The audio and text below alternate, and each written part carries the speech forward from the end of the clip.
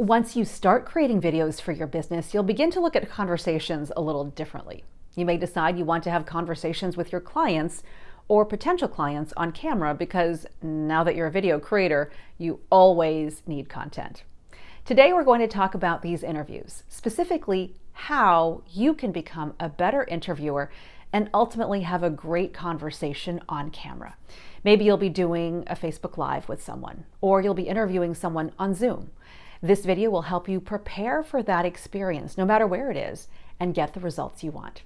Thank you so much for joining me. I'm Cheryl Tan, the founder of Master Video Today. It's a community that offers training, accountability, and support for video creators at all levels. Subscribe to this channel for weekly video strategies for your business. Let me ask you, do you currently interview other people on camera? If so, where do you have that conversation? Is it on Zoom, pre-recorded, or Facebook Live, Instagram Live, or for a YouTube video? How do you prepare for that experience? Let's have a conversation about your interviews in the comments.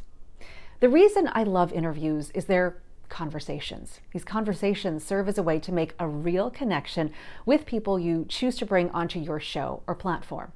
I've had the honor of interviewing thousands of people. As a TV news reporter and host, I've learned some tried and true lessons about carrying out conversations with strangers and with colleagues and clients that I hope will help you. In fact, I still keep in touch with a number of people I've had the honor to interview, people who were strangers to me in the very beginning. Remember, the goal of all of this is the show, whether it's a YouTube show, a Facebook Live show, or a video series delivered to your email list. You want to put together the very best show possible.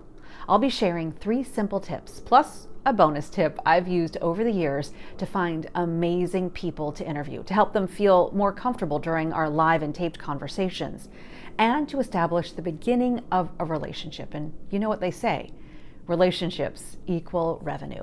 The first tip is to be curious. I know it sounds obvious, but everyone has a story, so be curious about people you come in contact with, whether it's at the gym, the grocery store, or your child's school parking lot. That means asking lots of questions and listening for the answers. If you want to learn more about someone's work and how that work can help your clients and customers, bring them onto your show. Don't forget to do your homework. Learn about your guests' backstory through a Google search or information on social media profiles or their website. People ask me all the time how I know what questions to ask, and part of that is putting yourself in your audience's shoes and being really curious about your guest and knowing your guest's backstory enough where you can ask questions that your audience wants to hear the answers to. And this leads me to tip number 2. Make your guests feel comfortable. Your guests may be nervous. If you're doing a video show, the chances are very high they're nervous about this. If you're interviewing someone who has never been interviewed before, then I can almost guarantee they are feeling a bit of anxiety. So make your guests feel comfortable. You may be nervous as well, but they'll be even more so. Let them know ahead of time how the interview will work, whether it's just audio, if video is included, whether it's live or taped. Let them know how long the interviews usually last. The other thing I like to do is talk to my guests before the recording starts. Sometimes I let them know the order of the show. Sometimes I ask them about topics completely opposite to what we'll be talking about on the program, and it will give me ideas for other questions to ask. It also puts the guest at ease. It takes their mind off of the upcoming interview, and they feel more comfortable. Now to tip number 3. Listen. So often, interview hosts have a laundry list of questions they have prepared.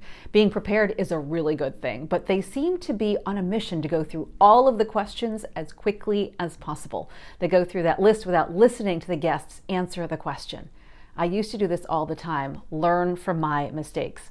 Once the interview begins, take a deep breath, ask your first question, and then listen. If you stay in the moment and listen to the answers, your curiosity will kick in and you'll ask questions related to what your guest has said. And this becomes a much better conversation versus a straight Q&A session. I like to use prepared questions as a guide. So by all means, do your homework on your guest and have questions handy. If there's a lull in the conversation, or if you feel like moving the conversation to a new direction, go to the questions you had planned to ask. Sometimes the guests will ask if you can send them prepared questions. Some hosts will do this, some people won't. Again, you want to make sure that your guests feel comfortable. So I usually send them questions that are generic, but will also help them think about their story and the topic that we'll be talking about. For example, I could send them questions like, how did you get your start in business? What challenges have you overcome? What advice would you give to other entrepreneurs? What trends are you seeing in your industry? You can tailor your questions to your industry, generic questions that will get them thinking. There you have it, 3 simple tips to better interviews. Be curious, make your guests feel comfortable, and listen well. There's such a valuable opportunity to continue the conversation with your guests after the show is over. Sometimes the best conversations take place after the cameras stop rolling. I wish that weren't the case, because of course you want the best stuff on camera, but that's the way it is. The good thing is the conversation you have after you stop recording can help strengthen the relationship between you and your guest.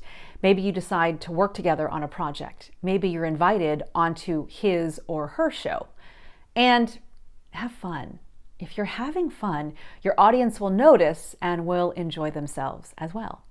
Do you find yourself hosting more and more events? If so, this video will help you show up better.